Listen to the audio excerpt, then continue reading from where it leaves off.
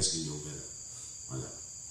Donc, pour l'église débutante, la solution, si on ne va pas revenir, on a beaucoup de choses à dire ce soir, dans les remèdes. Le leadership approprié pour l'église débutante,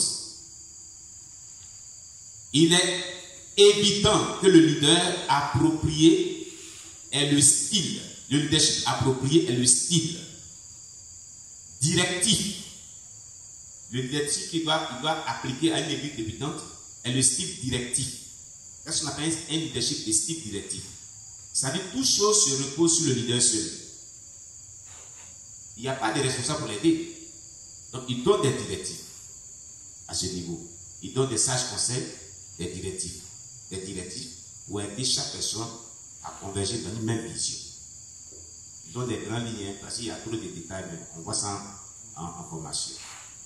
Le pasteur devra, dans ce cas, définir clairement pour chaque situation la démarche à suivre, parce qu'ils ne connaissent rien. Ils sont débutants, ils ne savent rien.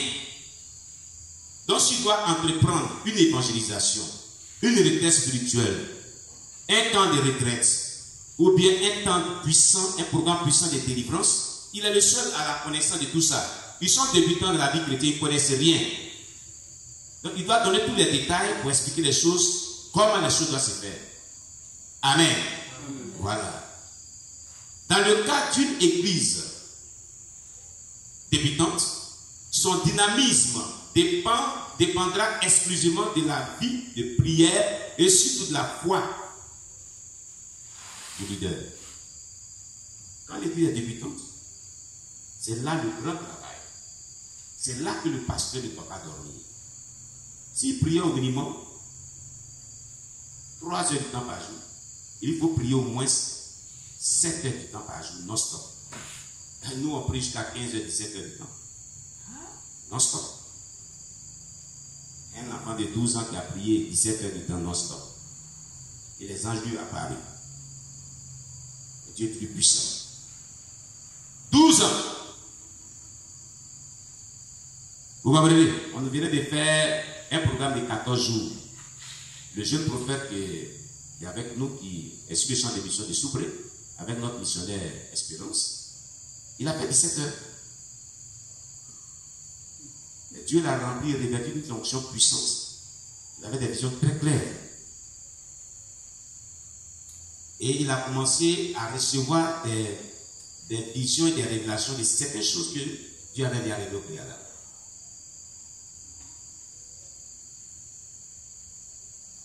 Et vous savez, nous on gère. Le jour que vous m'inviterez pour un programme de délivrance, ça c'est à part. Comme ce n'est pas ça, mais vous donnez un petit aperçu. Jésus a dit dans le livre de Marc et de Matthieu, lorsqu'un jour, les disciples à son absence n'ont pas pu chasser le démon de lunatique. Il a dit, race de vipères, jusqu'à quand serai-je avec vous? Amenez-moi l'enfant. Il a menacé l'esprit est sorti. Quand la foule est partie, les disciples, étant seuls avec Jésus-Christ, ont posé la question à Jésus. Pourquoi n'avons-nous pas pu chasser l'esprit impur? Il dit, cette sorte de démon dans le sort que... D'abord, il a dit, race d'incrédule et pervers. Jusqu'à quand c'est d'abord, premièrement, 9 fois n'était pas à la hauteur. Ça fait 1, l'incrédulité. 2, Jésus l'a dit, cette sorte de démon ne sort que par la prière et par le jeûne. Mais il y a un des disciples qui a dit par la prière. C'est pas tout ce qu'on dit par la prière et le jeûne. Il y a un autre écrit dans l'évangile qui dit par la prière seulement. Pas n'importe quelle prière. À ce niveau, les disciples ont dit, mais on a prié, sors. Mais de quel type de prière et de quel type de jeûne parlaient les disciples? Et parlaient de Jésus par là. Il dit que les gens de Jésus sont par la prière et par le jeûne, non? N'est-ce pas? Hein? Mais les disciples ont dit que mais nous on a prié. Est-ce que sur le champ on devait gêner prier? Hein? Jésus voulait leur faire comprendre que vous qui devez chasser les démons, vous devez avoir une vie de consécration, de prière, de jeûne. Sinon que ce genre de démons là, il y a des démons qui s'en vont si facilement. Il dit 7 sortes de démons. 7 sortes de démons, c'est ce qui est écrit. 7 sortes de démons. Donc il y a des gens de démons, il faut que le leader ou celui qui chasse ou celui qui prie pour la personne ait une vie de jeûne et prière à un niveau très élevé. Une consécration qui est poussée à un niveau très élevé. Vous comprenez? Nous on gêne jusqu'à 10 jours sans manger, sans boire. Et on tient. Il est dénonçant. Définitivement. Nous on prie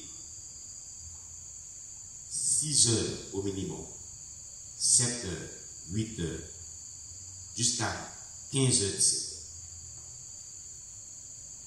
Il y en a qui vont jusqu'à 24 heures. Non stop. Quelqu'un demande, mais ils font comment même? Ils disent quoi?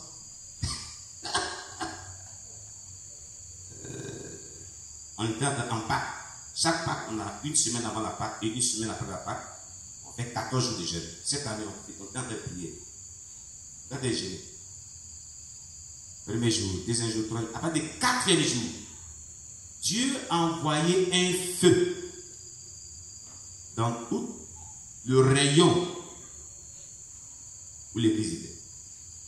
Un feu qui a duré sur 3 jours. Et les gens ne supportaient plus la présence de Dieu. Et des démons qui sont manifestés. Commencez à parler. Si chaque personne cherchait à aller chez la vie, ne supportait plus le feu de l'esprit. On n'a pas imposé la main à quelqu'un.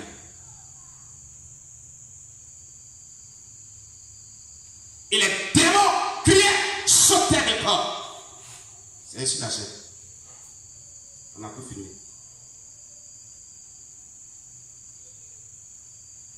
C'est ainsi la chaîne du tout. On a tout fini. Les démons des dragons. La reine du ciel, ses agents qui étaient venus attaquer. Les démons des pitons. Les sons incurables sautaient au corps des gens. Et ça poussait des cris. Et on a chassé les démons. Et certains possédés se tuaient. Il fallait s'agripper au débois. On ne vous supporte plus, on ne supporte plus la maison. On supporte plus celui qui tient un feu. Tout le monde est vu comme de feu. Ça sortait des bouches des démons qui parlaient. Des démonisés qui parlaient, disons. Ceux qui étaient vraiment influencés par des démons, intérieurement comme extérieurement.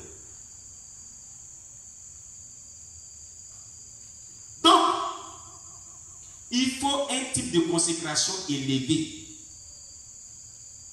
Vous voyez que l'Église a du mal à décoller. Redoublez d'ardeur dans votre consécration en tant que leader. Et amenez des programmes communautaires de jeûne et prière. Satan est. L'Église est beaucoup attaquée souvent et l'Église est malade parce que il y a des invités dans l'Église qui viennent pour bloquer sa progression. Un leader doit savoir, c'est l'un des verrouages qui donne le secret. Quand l'Église est stagnante, quand l'Église a du mal à progresser et a du mal à rentrer dans la vision, publiez des jeûnes publics de longue durée avec tout le peuple. Vous-même, soyez au divan, tout le monde gêne. Vous dites que tout le monde on gêne. Et vous contrôlez chaque personne à gêner. S'il y a des cas de grossesse, eux, ils ne peuvent pas gêner. Femmes nourrices, ils ne peuvent pas gêner. Les gens qui sont sur traitement de médicaments très délicats ne peuvent pas gêner. Mais s'ils veulent gêner selon les foi, ne les privez pas. Et chez nous, souvent, d'autres les gênent selon les foi. Amen. Mais toutes les doivent gêner. Parce que parmi eux, il y a des envoyés du diable pour bloquer la progression de l'eux. Vous mettez tous sujets. On vous dit d'aller prier pour une famille où il y a la société, vous mettez tout ce que vous trouvez dans la famille sujet. Sec, sans descendre. Le sorcier va se dévoiler vite. Quand l'onction va commencer à se manifester, il va se dévoiler. Vous allez voir ça rapidement. C'est voilà, ça se passe. Et il y a des prières prophétiques très puissantes qu'il faut faire dans la vie. Aucun lieu ne résiste pas. Mais bon, si vous demandez un programme de ce genre, on va vous aider bien. Mais pour l'heure, ce n'est pas là notre programme. Amen. C'est une brèche. Et j'ai ouvert. Amen.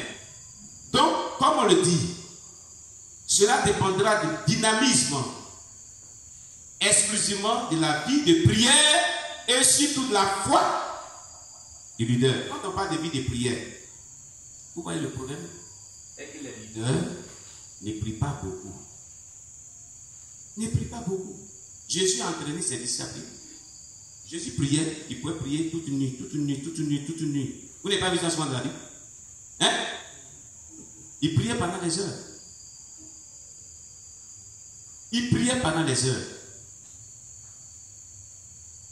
Mais aujourd'hui, nos leaders, il y a des leaders qui ne peuvent pas prier, ça ne serait que 2 heures de temps non-stop. Ils ne peuvent pas.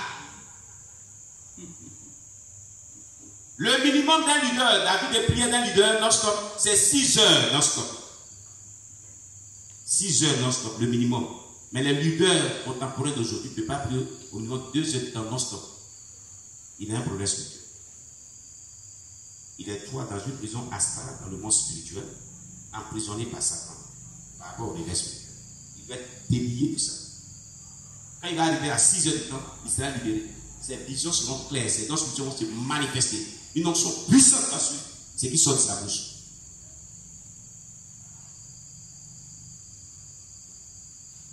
Quand on parle de dynamisme de prière et vie de prière de leader, donc vous voyez, il y a beaucoup de choses qui rentrent en ligne de compte. Tout cela, on explique cela. Amen. Amen. Amen. Mais si vous voulez qu'on explique, on ne peut pas les remettre. On va expliquer. Hein? Amen. Je ne sais pas pourquoi Dieu est en train d'orienter. Et qu'est-ce qu'on a dit dans ce domaine? Peut-être que cela est utile. Amen. On va aborder 15 minutes. On va parler de prière.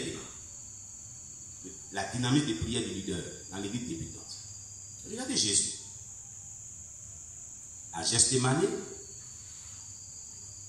quelques heures où on doit le prendre pour qu'il parte à l'heure de la crucifixion.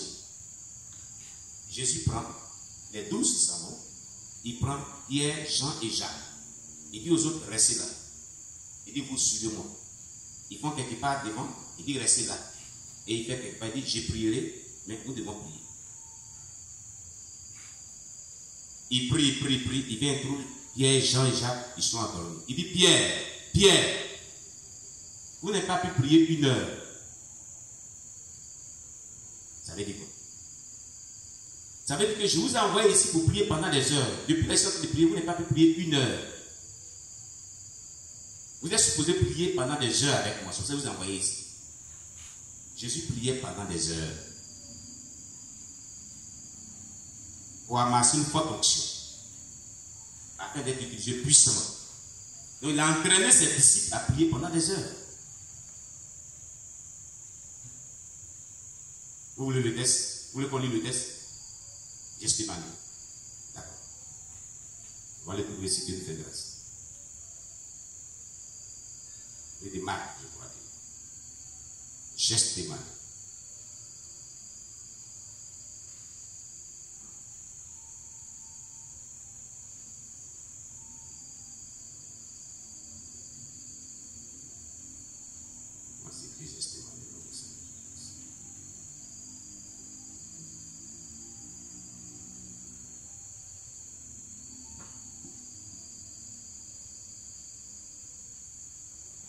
Amen.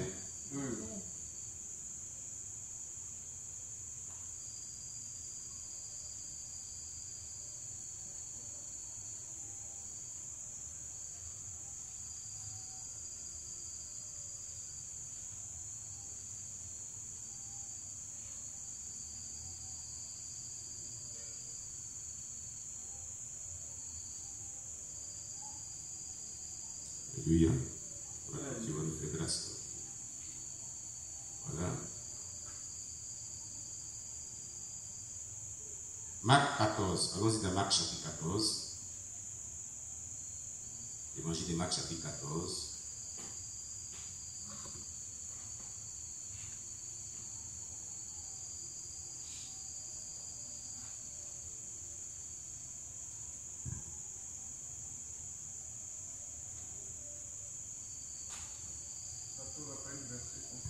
Allez, verset 38, non?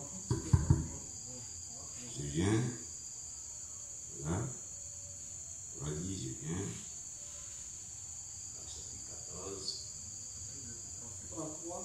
37, je crois. Donc on lit à partir du verset 30. Amen. Où on dit il prie. Amen. Je lis la parole du Seigneur. Vas-y. Ils allèrent ensuite dans un lieu appelé Gethsemane. Bien. Et Jésus dit à ses disciples, asseyez-vous ici pendant que je prierai. Il prit avec lui Pierre, Jacques et Jean. Et il commença à éprouver de la frayeur et des angoisses. Il leur dit, mon âme est triste jusqu'à la mort. Restez ici et veillez. Puis, ayant fait quelques pas en avant, il se jeta contre terre et pria. Et pria que, s'il